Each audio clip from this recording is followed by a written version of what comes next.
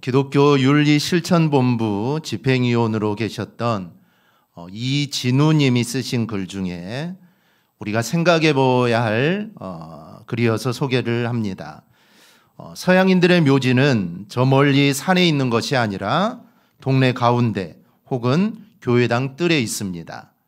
거기 가지런히 줄을 지어 서 있는 묘비에는 앞서간 이에 대한 추모의 글이나 아쉬움의 인사가 새겨져 있습니다. 한 사람이 묘지를 돌며 묘비들을 읽고 다니다 어떤 묘 앞에서 발길을 멈추게 되었습니다. 그 묘비의 글이 흥미로웠기 때문입니다. 글은 단 3줄이었습니다. 나도 전에는 당신처럼 그 자리에 그렇게 서 있었어. 순간 웃음이 나왔습니다. 2번째 줄이 이어졌습니다. 나도 전에는 당신처럼 그곳에 서서 그렇게 웃고 있었어. 이 글을 읽자 그는 이게 그냥 재미로 쓴 글이 아니구나라는 생각이 들었습니다. 그래서 자세를 가다듬고 긴장된 마음으로 3번째 글을 읽었습니다. 이제 당신도 나처럼 죽을 준비를 하시오. 우리 사랑하는 성도 여러분, 이 죽음에 대한 준비만큼 엄숙한 것은 없습니다. 그런데 그 준비는 지금 살아있는 동안에 해야 합니다. 그 준비는 오늘을 결코 장난처럼 살지 않는 게 이 죽음을 준비하는 겁니다. 우리 모두는 하나님이 주신 사명을 가지고 이 세상을 살아갑니다. 그런데 이것을 인정하는 사람이 있는가 하면 이것을 또 인정하지 않는 사람이 있습니다. 그중에 하나님을 인정하지 않는 사람들의 특징을 오늘 본문에 나와 있습니다. 오늘 본문을 기록한 사람은 아모스입니다. 아모스는 주전 8세기 여로보암 2세 시대의 사람입니다. 이 당시 북이스라엘은 전쟁도 없는 평화로운 상태였고 또 영토도 넓어서 겉으로 보면은 잘 살고 아무런 문제가 없어 보였습니다. 그러나 당시 부유한 사람들은 잘 살았지만 이 가난한 사람들은 그야말로 비참한 생활을 합니다. 부유한 사람들은 그 부를 유지하려고 악을 행했고 여로보암 2세와 대부분의 사람들은 우상을 섬기는 등 그들은 악하게 살았죠. 즉 겉으로 드러나는 것은 평화롭고 모든 것이 잘 되고 모든 것이 좋았지만 그 속은 썩어져 가고 있었다라는 겁니다. 이런 이스라엘에 하나님께서 선지자 아모스를 보내십니다. 이 아모스는 드고아 출신으로 선지자 가문도 아니고 제사장 가문도 아닌 그냥 평범한 가문의 사람입니다. 그런 아모스를 불러서 북이스라엘에 가서 내가 전하는 그 말씀을 전하라는 것이죠. 그러나 사실 이거는 쉽지 않은 일입니다. 이미 나라가 남북으로 나누어져 있고 북이스라엘은 잘 살고 있습니다. 나라도 평안하고 하여튼 겉으로 보기에 너무나도 좋은 나라입니다. 그런데 그 나라에 가서 하나님이 전하라는 말씀은 북이스라엘이 심판을 받는다라는 것입니다. 잘 살고 있는데 모든 게 평화로운데 하나님의 심판을 받는다는 것이죠. 그러니 이 말은 사실 목숨을 잃을 수도 있습니다. 그러나 아모스는 하나님 명령에 따라 가서 전합니다. 그중 본문은 하나님이 아모스를 통해 북이스라엘의 진짜 문제가 무언가를 말해주는 내용입니다. 즉 북이스라엘은 겉으로는 잘 살고 있습니다. 하나님도 잘 섬기는 것 같고 나라가 평안하니까 예배도 잘 드리겠죠. 방해하는 것도 없고 그런데 그게 잘 사는 게 아니었다는 것이죠. 그래서 너희의 진짜 문제가 무엇인가를 하나님은 우리에게 말씀해 줍니다. 하나님은 북이스라엘 사람들이 모두 가람을 느끼는데 그들은 왜 가란지 모른다는 겁니다. 어쩌면 자신이 가람을 느끼지도 못합니다. 우리도 마찬가지죠. 모든 사람들이 갈증을 느낍니다. 그래서 그 갈증을 채우려 하지만 이 갈증이 채워지지 않습니다. 심지어 어떤 사람은 내가 갈증을 느끼고 있다는 것도 느끼지 못한다는 것이죠. 그렇다면 문제는 어디에 있을까요? 오늘 하나님이 아모스 선지자를 통해 선포하라는 말씀을 통해 우리가 북이스라엘의 문제가 과연 무언가 함께 좀 살펴보려고 합니다.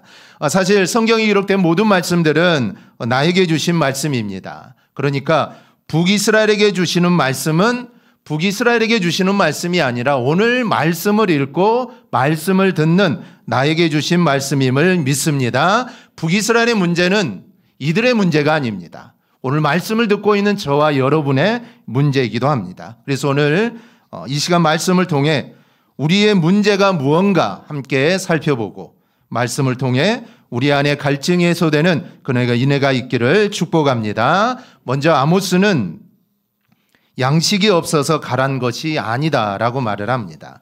오늘 본문 11절을 보면 하나님이 기근을 주신다고 합니다. 이 기근은 비가 내리지 않아 논밭에서 거둘 게 없는 상태를 말합니다.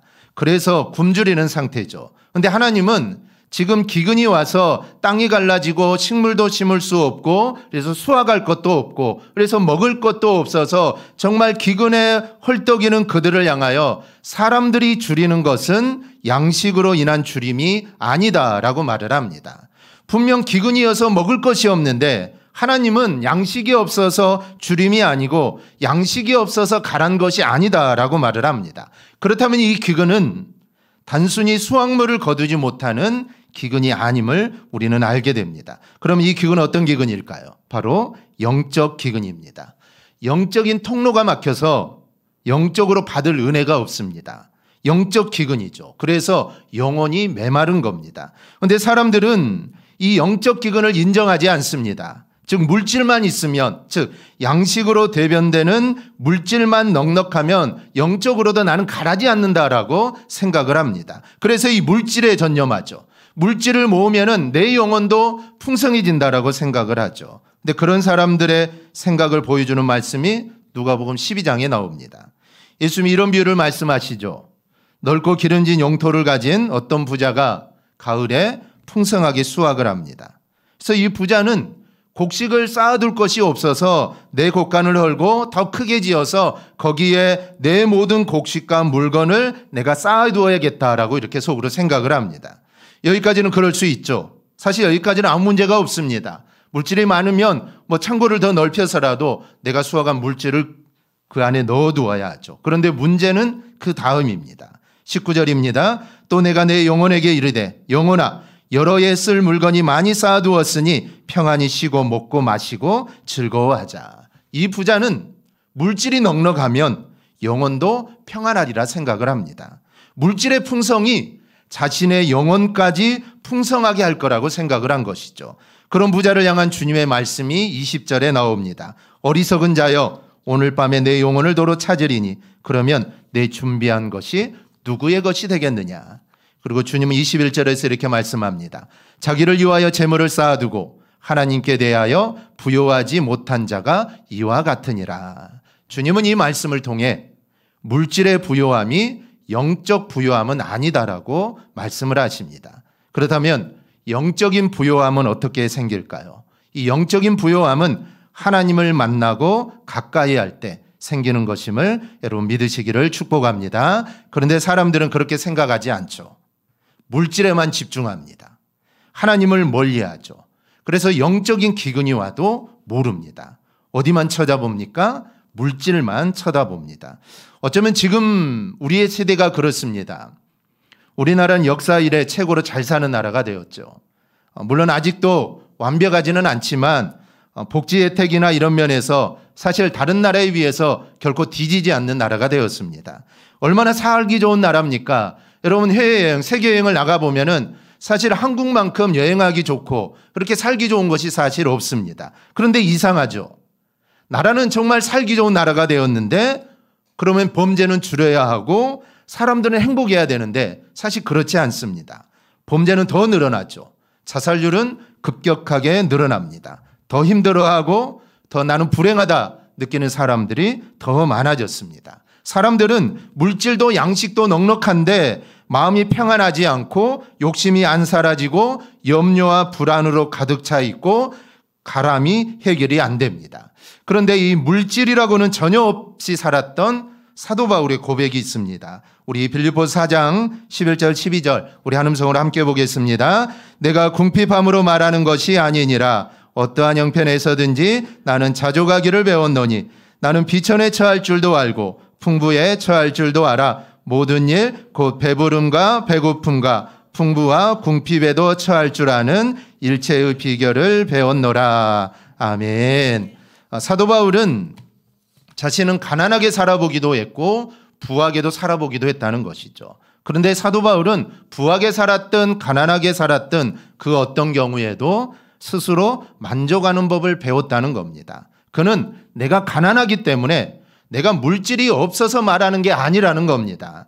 자신은 어떤 형편에서든지 스스로 만족하는 법을 배웠다라는 것이죠. 사실 사도 바울은 언제나 기뻐합니다. 그는 언제나 평안하죠. 그는 언제나 행복해합니다. 근데 사실은 그의 환경은 그렇지 않죠. 감옥에 갇히고 매를 맞고 돌에 맞고 사실 그의 삶은 늘 고난의 연속입니다. 그런데 사도 바울은 늘 기쁘다는 것이죠. 나는 기쁘니까 너희도 기뻐해라. 나는 평안하다. 나는 행복하다. 사도 바울은 늘 그렇게 이야기합니다. 그러니까 사도 바울은 양식이 없어서 가란 것이 아님을 보여주는 삶을 살았던 사람이 여러분 사도 바울입니다. 우리도 사도 바울처럼 그렇게 살아가기를 축복합니다. 우리가 환경에 우리가 흔들리지 말고 언제나 기뻐하고 또 언제나 평안하고 언제나 행복한 삶을 여러분 꼭 살아가기를 축복합니다. 그런데 사람들은 마음이 강팍하고 욕심이 생기고 염려하고 불안해하며 걱정하는 것들이 먹을 양식, 즉 물질이 부족하기 때문이다라고 말을 합니다. 그래서 물질만 있으면 내 안에 있는 불안이나 이런 모든 것들이 다 해결된다라고 생각을 하죠. 그러나 절대 그렇지 않습니다. 문제는 영적 가람의 문제입니다. 여러분, 영적인 문제가 해결되면 사실 모든 문제는 자연스럽게 해결이 됩니다. 사도 바울이 기뻐하고 평안하고 행복했던 것은 그의 영적인 문제들이 해결됐기 때문이죠. 즉 겉으로 드러나는 것은 힘들고 겉으로 드러나는 것은 어렵지만 그 안에 영혼의 문제, 영적인 문제가 이미 다 해결이 되었기 때문에 어려워도 매를 맞아도 돌에 맞아도 사도 바울은 기뻤던 것입니다. 즐거웠던 것이죠. 행복했던 것이죠. 즉 영적인 문제가 해결되면 우리의 모든 문제가 해결이 됩니다. 이 돈에 대한 이런 정의가 있습니다. 돈은 하늘나라 이외에 어디든지 갈 수 있게 해주고 행복 이외에 모든 것을 줄 수 있다. 이 물질의 힘을 말하는 것이죠. 이 가고 싶은 것은 어디든지 가게 해주고 갖고 싶은 것은 무엇이든지 물질이 갖게 해줍니다. 하지만 하늘나라는 인도할 수 없고 사실 행복은 여러분 돈으로 살 수가 없는 겁니다. 하나님께서는 우리가 영적으로 부유한 자가 되기를 원하십니다. 왜냐하면 이것이 가장 중요하기 때문이죠. 요한 3서 2절에서 이렇게 축복하십니다. 우리 함께 보겠습니다. 사랑하는 자여 내 영혼이 잘됨같이 내가 범사에 잘되고 강건하기를 내가 간구하노라. 아멘. 여러분 이 말씀을 보면 가장 먼저 나오는 내용이 뭡니까? 영혼입니다. 왜 하나님께서는 축복하시면서 영혼을 제일 먼저 말씀하셨을까요? 즉 영혼이 잘 되는 게 가장 중요하기 때문입니다. 영혼이 잘 돼야 그럴 때 범사가 잘 되고 강건한 것이 진정한 복이 될 수 있기 때문입니다. 여러분 내 영혼이 건강하지 못하고 내 영혼이 병들어 있고 내 영혼이 잘 돼 있지 않으면 사실 그런 모든 것들이 나에게 온다고 해도 사실 그거는 나에게 불행을 가져다 줄 수 있기 때문입니다. 그러니 영혼이 잘 되는 복을 먼저 받으라는 것이죠. 영혼이 잘 되면 그 후에 모든 것들이 자연스럽게 잘 된다는 것입니다. 그러니 우리 모두 영혼이 잘 되는 복을 받아 누리기를 축복합니다. 요한계시록 2장을 보면 서머나 교회가 나옵니다. 이 서머나 교회는 서머나는 큰 도시였고 아름다운 자연환경 또 기름진 땅 좋은 기후가 조화를 이루어서 이 당시 사람들은 서머나를 아시아의 보석이라고 불렀던 겁니다. 이 서머나는 풍요롭고 살기 좋은 것이었지만 그 서머나 지역에 있는 서머나 교회는 고난받는 교회였습니다. 그들은 심한 박해가 있었죠.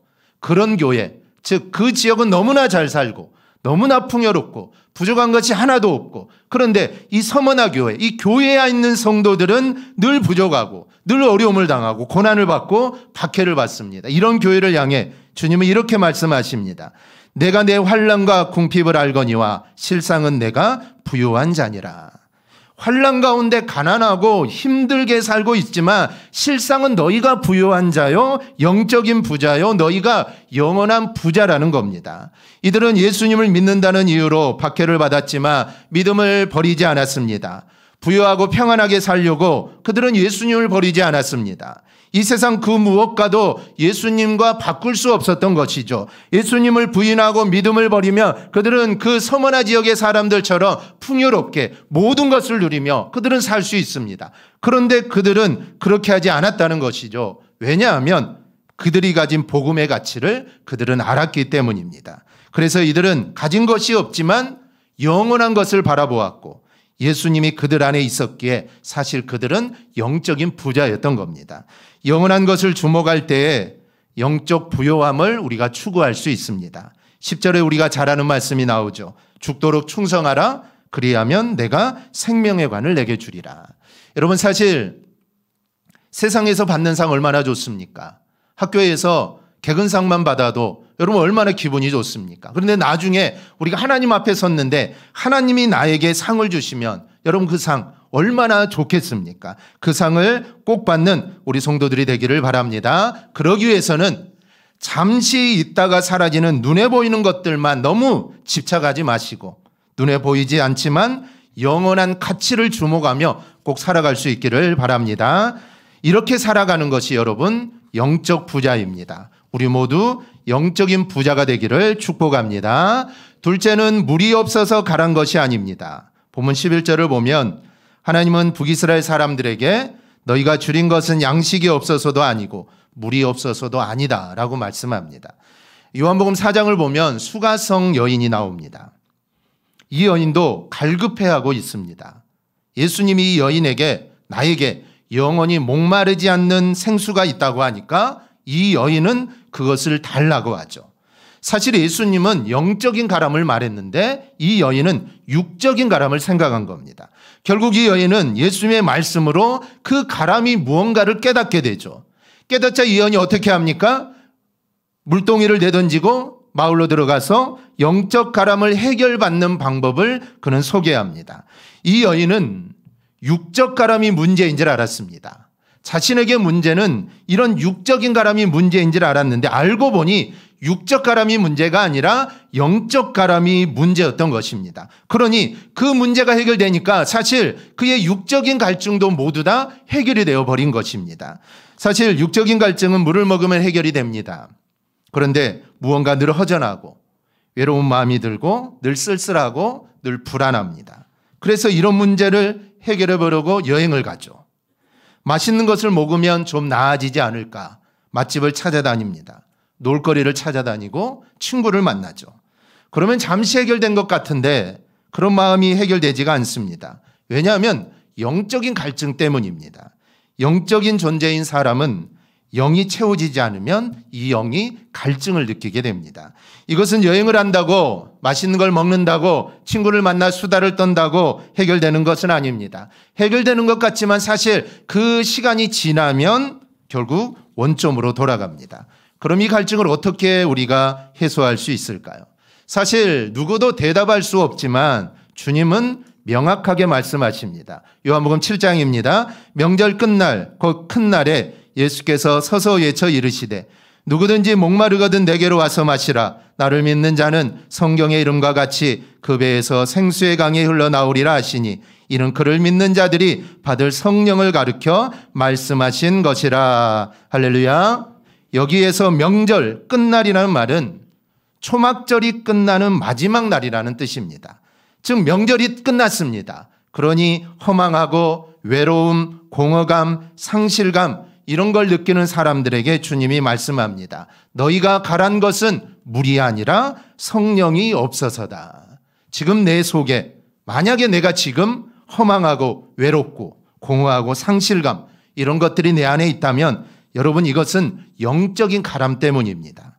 이것은 여행을 한다고 해서 아니 무엇을 한다고 해서 절대로 해결되는 것은 아닙니다. 그럼 어떻게 해야 하냐? 바로 성령을 받아야 하고 성령이 임해야 하고 성령이 충만해야 될 줄 믿습니다. 그래야 우리의 영혼의 문제들이 해결됩니다. 셋째로 우리가 줄이고 가란 것은 하나님의 은혜와 말씀이 없어서 가람입니다. 4대째 모태신앙으로 태어난 자매가 있었습니다. 그래서 교회 가는 것을 당연히 생각했는데 25살의 명절 전날 갑자기 몸살과 오한이 나서 병원에 가서 피검사를 했는데 이 백혈병이라는 진단을 받습니다. 그녀는 청천벽력과 같은 소식에 너무 놀라 하염없이 눈물만 흘립니다. 25살의 꽃다운 나이에 항암 치료를 하게 된 것이죠. 암세포를 없애기 위해 매일 4알씩의 항암약을 먹었고 친오빠의 조혈모세 모세포 이식을 받게 됩니다. 그러나 그렇게 하면 치료는 될 수 있지만 아이는 가질 수 없다라는 그 사실에 또 한 번 마음이 무너지죠. 결국 그녀는 이식을 포기하고 매일 약을 먹으면서 찬양 사역을 하는데 그곳에 자신과 맞는 사람을 만나 프로포즈를 받아 2010년에 결혼을 합니다. 투병을 시작한 후 5년 만인데 문제는 임신입니다. 아이를 갖기 위해서는 약을 끊어야 하는데 병원과 모든 사람들이 약을 끊는 것을 반대합니다. 그래서 그녀는 아이를 갖기 위해 기도를 합니다. 전에는 하나님께 하나님 저는 괜찮아요 이렇게 겉으로만 기도했는데 이제는 하나님 나도 평범하게 살고 싶어요 라면서 원망 섞인 마음으로 하나님께 간절히 매달리기 시작합니다. 기도하면서 확신을 가지고 의사와 부모, 남편을 설득해서 약을 끊고 아이를 갖기를 시도를 했지만 1년이 지나도 아이가 생기지 않습니다. 의사가 다음 달에도 아이가 생기지 않으면 약을 다시 먹어야 한다라고 했던 그 다음 달 드디어 임신을 하게 됩니다. 이렇게 어렵게 아이를 갖고 나서 지은 곡이 오직 예수뿐이네 라는 곡입니다. 은혜 아니면 살아갈 수 없네. 크신 괴 다 알 수가 없네. 하나님의 크신 계획을 내가 알 수 없어서 이 작은 내가 울었구나라는 것을 깨닫게 되고 그래서 지은 곡이라는 겁니다. 아이는 건강하게 태어났으나 귀에 이상이 있다는 의사의 말을 듣습니다. 수유를 하는 동안 늘 울면서 아이를 위해 기도했고 그렇게 한 달 뒤 정상 판정을 받습니다. 아이를 위해서 아이의 아픔으로 인해서 매일매일 기도하는데 어느 날 하나님이 진영아 너를 인도하는 분이 누구니? 이 딸의 이름이 엘인데 엘의 인생을 인도하는 것은 네가 아니라 바로 나란다라는 마음을 주시는데 그때서야 하나님께 항복했다라는 겁니다. 이 이야기는 마커스 찬양사역자 소진영 간사의 이야기입니다. 이 교회를 오래 다니고 신앙생활을 오래 한다고 해서 늘 필요한 것은 말씀이고 하나님의 은혜입니다. 우리는 예수 믿는 사람들은 하나님의 은혜와 말씀으로 사는 자들입니다. 사람들은 내 안에 허망함, 외로움, 공허함, 상실감 등 이런 가람이 물질 때문이라고 합니다. 환경이 좋지 않아서 조건 때문에 그런다라고 하죠. 그러나 아닙니다. 여러분 물질이나 조건이 아니라 여러분 말씀이 없는 것이고 하나님이 없기 때문에 가란 것임을 여러분 잊지 않기를 바랍니다. 그러니 어디를 돌아다녀도 무엇을 찾아다녀도 여러분 아무런 소용이 없습니다. 그 무엇으로도 가란 우리의 마음은 채워지지 않습니다. 그러니 우리가 구할 것은 오직 성령이고 하나님의 은혜임을 믿습니다. 히브리서 4장 16절입니다. 우리 함께 보겠습니다. 그러므로 우리는 긍휼하심을 받고 때를 따라 돕는 은혜를 얻기 위하여 은혜의 보좌 앞에 담대히 나아갈 것이니라. 아멘. 우리는 은혜의 보좌 앞으로 담대하게 나가야 합니다. 왜 나가야 할까요? 그 앞에 하나님의 긍휼하심과 하나님의 은혜가 바로 하나님의 은혜의 보좌 앞에 있기 때문에 우리는 하나님의 은혜를 받기 위해 그 보좌 앞으로 우리는 담대하게 나아가야 합니다. 우리는 하나님의 은혜가 없으면 사실 하루도 살 수 없습니다. 아니 5분 후에 우리의 인생도 알 수 없는데 어떻게 하나님의 은혜 없이 우리가 살겠습니까? 그러니 우리에게는 하나님의 은혜가 필요합니다. 은혜를 누리기 위해 말씀을 찾고 우리는 주님을 찾아야 합니다. 그리고 주님 안에 은혜가 있기 때문입니다. 우리 모두 오늘 말씀을 기억하고 주님 안에서 영적, 물적인 갈증을 여러분 채울 수 있기를 바랍니다. 여러분 다른 데 답이 있는 게 아닙니다. 오직 예수님 안에, 주님 안에 모든 답이 있습니다. 오직 예수로 또 하나님의 은혜로 살아가기를 주님의 이름으로 축원합니다. 아멘. 우리 함께 찬양 함께 하겠습니다.